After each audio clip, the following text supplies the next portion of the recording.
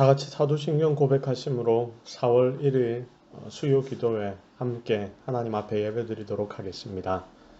나는 전능하신 아버지 하나님, 천지의 창조주를 믿습니다. 나는 그의 유일하신 아들 우리 주 예수 그리스도를 믿습니다. 그는 성령으로 잉태되어 동정녀 마리아에게서 나시고 본디오 빌라도에게 고난을 받아 십자가에 못 박혀 죽으시고 장사된 지 사흘 만에 죽은 자 가운데서 다시 살아나셨으며 하늘에 오르시어 전능하신 아버지 하나님 우편에 앉아 계시다가 거기로부터 살아있는 자와 죽은 자를 심판하러 오십니다. 나는 성령을 믿으며 거룩한 공교회와 성도의 교제와 죄를 용서받는 것과 몸의 부활과 영생을 믿습니다. 아멘. 찬송가 301장 지금까지 지내온 것 우리 하나님께 함께 찬양드리도록 하겠습니다.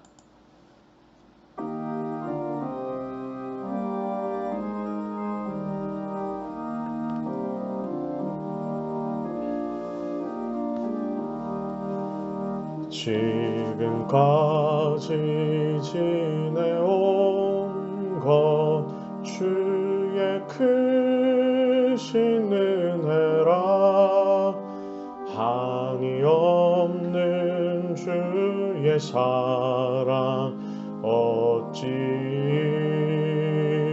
말하랴 자나깨나 주의 손이 항상 살펴주시고 모든 일을 주 안에서 형통하게 하시네. 몸도 맘도 연약하나 새 힘받아 살았네. 물 붓듯이 부으시는 주의 은혜 족하다. 사랑 없는 거리에 나 험한 산길에 맬 때 주의 손을 굳게 잡고 찬송하며 가리라. 주님 다시 배올 날이 날로 날로 다가와 무거운 짐 주께 맡겨 벗을 날도 멀잖네. 나를 위해 예비하신 고향 집에 돌아가 아버지의 품 안에서 영원토록 살리라. 아멘.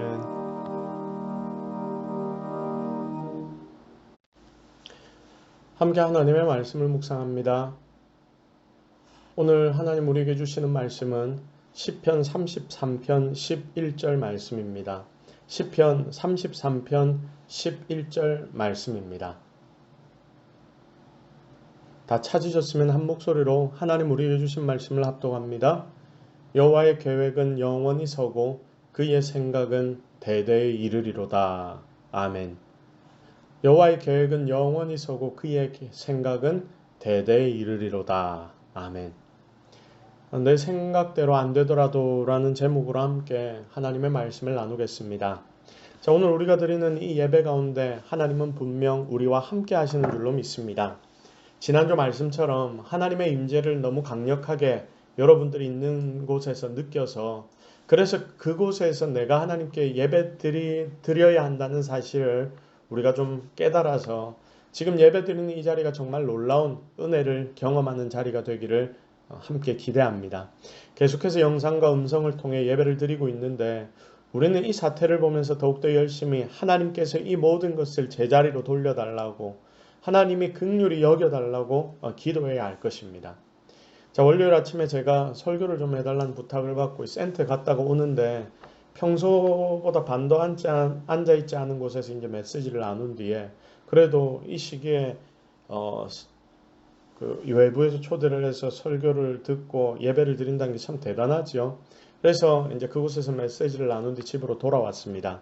자, 돌아오는데 날씨가 좋은데 벚꽃이 너무 만개해 있는 겁니다. 활짝 피어 있는 것입니다. 교회 벚꽃도 여러분 얼마나 지금 멋진지 압니까? 오늘이 절정이라 생각됩니다. 오늘과 내일, 내일 모레 정도까지. 혹시 여러분 구경하고 싶은 분 계시면요, 교회 오셔서 구경하십시오. 다 같이 모여서 막 오지는 마시고 따로따로 오셔서 여기서 커피 한 잔도 마시고 성경 말씀도 좀 읽고 뭐 그렇게 하셔서 이 벚꽃 구경도 하시고 또 내가 손봐야 하는 거 교회에 있나 없나 한번 돌아보고 소독약으로 마지막으로 내가 있었던 자리 딱 소독하고 그렇게 돌아가시면 되는 겁니다. 여튼 월요일에 돌아오다가 제가 차 한 잔을 마신다고 이제 카페에 갔는데 정말 사람이 버글버글 하더라고요. 마스크를 끼고 차를 마시는 사람은 없습니다. 왜냐하면 차를 마시려면 마스크를 벗어야 되니까 그걸 보면서 이제 마음들이 좀 많이 풀렸구나. 그래도 이 나라는 좀 괜찮아지고 있구나 하는 생각을 해보았습니다. 물론 아직까지 최선을 다해 우리가 조심을 하기는 해야 합니다. 그래야 이게 근절이 되기 때문입니다. 이렇게 점점 국내 상황은 좋아지고 있습니다. 그러나 반대로 전 세계는 바이러스에 여전히 몸살을 앓고 있습니다. 유럽을 보면요.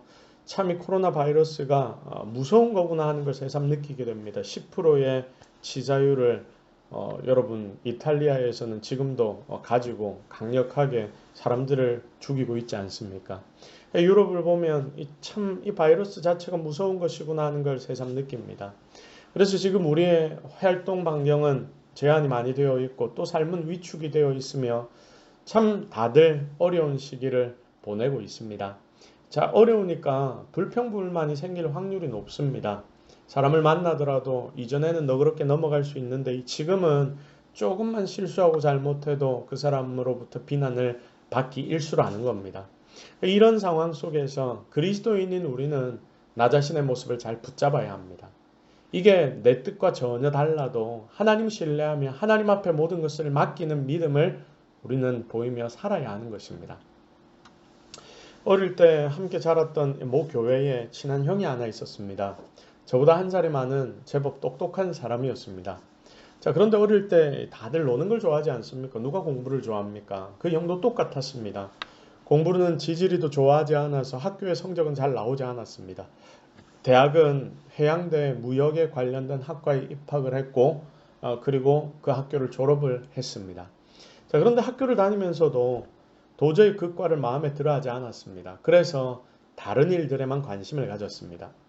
자, 갑자기 군대를 갔다 오더니 1, 2년은 내가 영어를 좀 마스터해야 되겠다고 막 영어 학원을 다니고 학교 수업은 거의 등한시하고 영어만 계속해서 배우더라고요. 그리고 또 그렇게 시간 지나고 난 뒤 또 몇 개월은 한 6개월 정도는 농구에 빠져서 밤낮으로 농구만 하고 다닙니다. 그러다가 결국은 여차여차해서 졸업은 하게 되었습니다. 자, 그 형이 항상 기도하는 제목이 뭐였냐? 하나님, 내가 무엇을 해야 합니까? 이거였습니다. 어떤 부분에서 하나님이 나를 쓰시겠습니까? 무엇을 하면 내가 살아야 하겠습니까? 이런 고민으로 항상 기도를 합니다.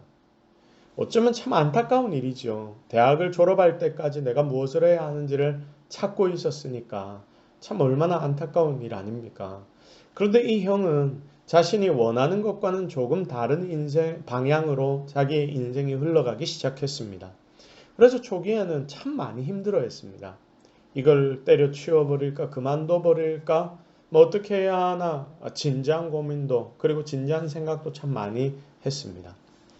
성경의 잠언 19장 21절은 하나님의 말씀은 우리에게 이런 권면을 합니다. 사람의 마음에는 많은 계획이 있어도 오직 여호와의 뜻만이 완전히 서리라. 아멘. 사람의 마음에는 계획도 많고 생각도 많지만 그 뒤에 결국 남는 것은 무엇이다?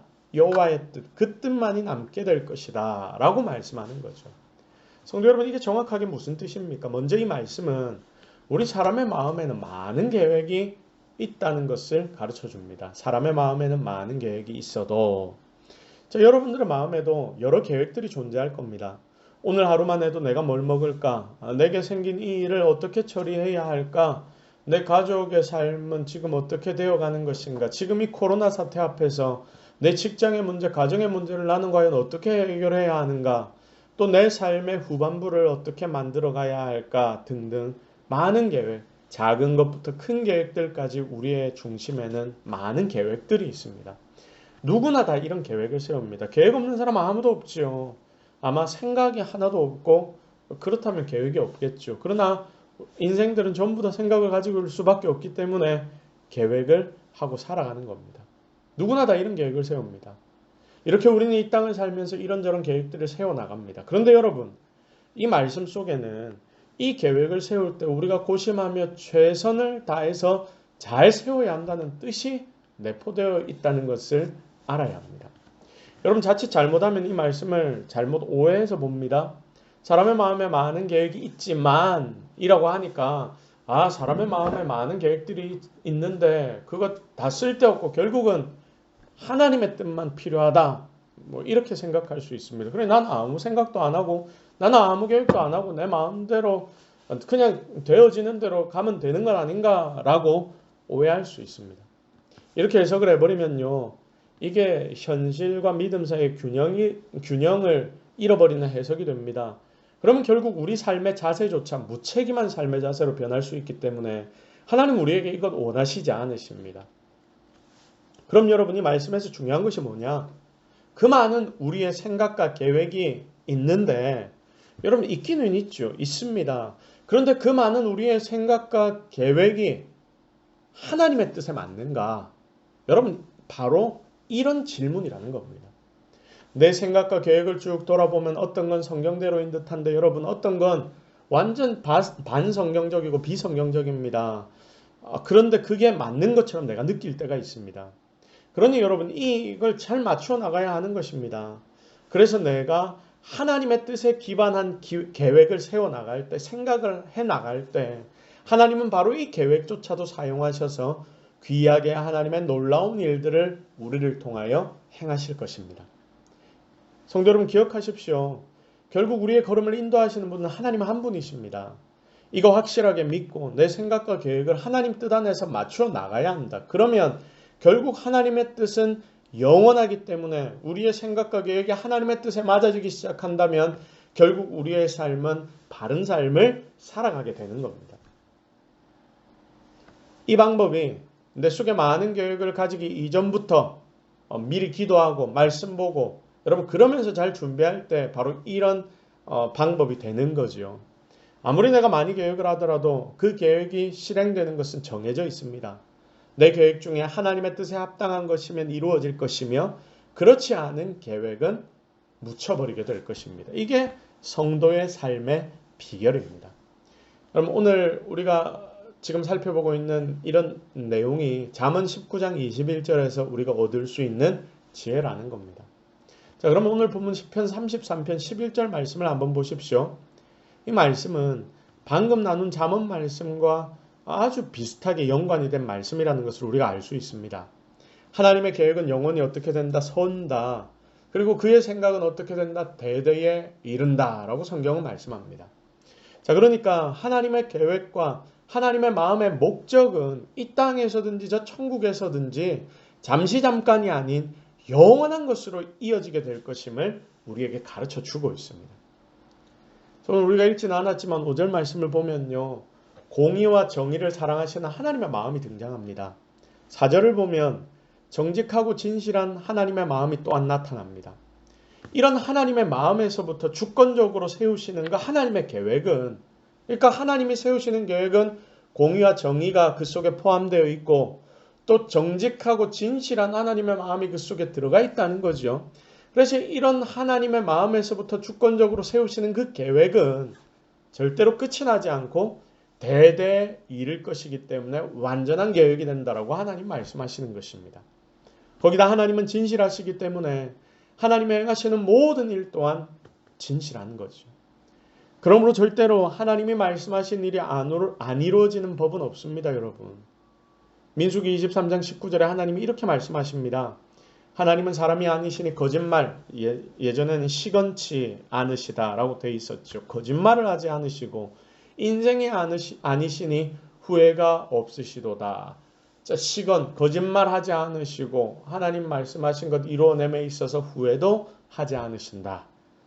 어찌 그 말씀하신 바를 행하지 않으시며 하신 말씀을 실행하지 않으시랴. 그분은 한번 말씀하시면 그대로 이루어진다라는 것을 성경의 많은 부분은 우리에게 그 진리를 가르쳐 주고 있습니다. 자, 이사야 55장 11절도 마찬가지입니다. 내 입에서 나가는 말도 이와 같이 헛되이 내게로 되돌아오지 아니하고 나의 기뻐하는 뜻을 이루면 내가 보낸 일에 형통함이니라. 아멘. 사랑하는 성도 여러분, 살아계시고 지금도 역사하시며 우리를 영죽을 죄에서 구원해 주신 하나님은 진실하셔서 그 말씀하신 바를 꼭 실행해 내시는 분이신 줄로 믿습니다. 하나님의 입에서 나오는 말씀은 결코 헛되이 다시 하나님께로 돌아가지 않습니다. 왜냐하면 하나님 완전하시기 때문에 그의 입에서 나오는 말씀도 완전한 이유입니다. 완전한 하나님은 절대로 실수하지 않으시기 때문에 잘못된 말씀하지 않으시며 그 말씀은 그러니 결국 그대로 이루어질 수밖에 없는 것입니다. 그래서 그분의 말씀은 끝까지 남아서 반드시 하나님의 기뻐하시는 뜻을 이루어내고 결국 하나님의 일을 형통케 하시는 줄로 믿습니다. 사랑하는 동서교회 모든 성도 여러분, 지금까지 설명한 이렇게 완벽한 말씀의 주인 되신 하나님께서는 친정한 우리의 아버지가 되십니다. 우리가 믿어야 하는 부분이 바로 이겁니다. 그렇다면 아버지 되신 하나님께서 우리에게 주신 이 축복의 말씀이 이 성경 속에 얼마나 많은지 여러분 그것도 다들 잘 알 겁니다. 바로 우리 아버지 되신 하나님께서 성경의 모든 부분을 우리를 향한 축복으로 가득 채워 놓으시고 그것을 진리로서 진실로서 이 땅에서 이루어질 수밖에 없도록 만들어 놓으셨다는 거죠. 이 말씀이 하나도 땅에 떨어지거나 하나님께로 헛되이 돌아감이 없다 하셨습니다. 결국 하나님 기뻐하시는 대로 그의 뜻을 이루시는 겁니다. 사실 이런 진리가 성도로서 믿는 자로서 우리에게 너무나 큰 위로가 됩니다. 하나님 진실하셔서 하신 말씀 반드시 이루기 때문에 우리가 만약에 하나님의 말씀만 붙잡고 하나님의 말씀 안에서 소망을 발견하고 그 소망만 가지고 살아가기 시작한다면 우리의 삶은 승리로 가득할 수밖에 없는 거죠. 여러분 이 소망, 바로 하나님의 약속의 말씀이 이루어지는 소망, 우리는 이 소망을 품고 오늘도 내일도 살아가야 하는 줄로 믿습니다. 우리에게 이 소망이 있기 때문에 우리는 어떤 환경에도 참고 견딜 수 있습니다. 이 소망이 있으니까 우리는 환난 중에서도 즐거워하며 묵묵히 우리의 사명을 다 감당할 수 있고요. 죽음조차도 심지어 우리를 흔들 수가 없는 것입니다. 여러분 이게 성도인 우리의 본질이 되는 겁니다. 자, 오늘의 이 말씀 속에서 여러분 우리는 한 가지 지혜를 배워야 합니다. 그 지혜가 무엇입니까? 내 인생 가운데 또는 우리 자녀의 인생 가운데 무언가 새로운 계획을 세우거나 새롭게 바꾸려고 할 때 매일매일 그리고 매 순간 내 삶에 여러 가지 계획들을 세울 때 작은 것이든 큰 것이든지 여러분 그 상황, 그 계획을 세울 때마다 오늘 말씀에 나온 것처럼 우리는 정말 많은 계획들을 세울 수 있는데 그러나 여러분 이 모든 계획들을 여러분 마음대로 계획하고 여러분들 마음대로 바꾸지 않기를 주님의 이름으로 축복합니다. 미리 하나님께 좀 기도하고 미리 하나님께 물으시기를 바랍니다. 말씀을 좀 묵상하여서 그분의 뜻이 뭔지를 발견해서 내 계획을 세워나가십시오. 끊어지지 않는 여호와의 계획이 뭔지 이거 가르쳐달라고 항상 여러분 좀 엎드리십시오. 또 계획이 세워졌다면 하나님의 말씀으로 그것을 잘 검증해야 합니다. 그래서 하나님 안에 나의 계획이 들어가 있도록 여러분 우리가 만들어야 하는 거죠. 그렇게 할 때 분명 우리의 모든 계획은 놀랍도록 이루어질 것이며 이 역사를 우리는 삶에서 경험하며 살아가게 될 줄로 믿습니다. 자, 거기다가 한 걸음 더 나아가서 내 계획이 또 내 마음대로 안 될 때가 참 많이 있죠. 그런 상황이 나에게 닥칠 때가 참 많은데 과거 같으면 우리가 불평불만하고 하나님 도대체 왜 이렇습니까? 내가 하는 일 왜 다 이거밖에 안 됩니까? 막 이렇게 이야기할 텐데 여러분 이 마음을 가지고 우리가 살아가면요. 우리의 삶이 달라지기 시작합니다. 이런 상황이라 하더라도 우리가 하나님 앞에 감사할 수 있는 건덕지가 생기는 겁니다. 여러분 우리가 내 삶에 내 계획대로 뭐가 잘 안 되더라도 여러분 하나님께 감사하시기 바랍니다. 내 생각대로 뭐가 다 안 돼도 하나님 찬양하시기 바랍니다. 이런 상황이 닥쳐오면 내 생각이 내 계획이 하나님의 뜻과 다른 부분이 있는가? 여러분 우리는 이거부터 다시금 점검해 봐야 하는 거죠.